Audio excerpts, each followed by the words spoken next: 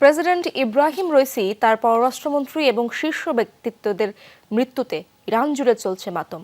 সড়কে নেমেছেন লাখ লাখ ইরানি, করছেন আহাজারি। বিভিন্ন জায়গায় চলছে বিশেষ দোয়া ও প্রার্থনা। এদিকে রাষ্ট্রীয়ভাবে ইরান জুড়ে পালিত হচ্ছে 5 দিনের শোক। প্রতিবেশী ছাড়াও মুসলিম বিশ্বের বিভিন্ন দেশ এই রাজনীতিকদের মৃত্যুতে শোকস্তব্ধ। শিয়া বাটার, অ্যালোভেরা ও ভিটামিন ই সমৃদ্ধ লিলি বিউটি সোপ।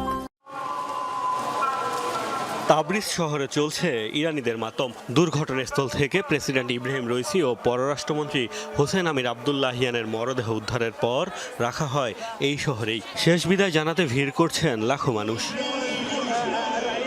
ইসরায়েল বিরোধী কট্টর অবস্থানের জন্য ইরানে বেশ জনপ্রিয় ছিলেন ইব্রাহিম রইসি। রাজধানী তেহরানেও চলছে ইরানিদের মাতম। সড়কে সড়কে পড়েছে কান্নার রোল। ইরানিদের কি হবে, আমাদের দেশের কি হবে? দুর্ঘটনার পর থেকেই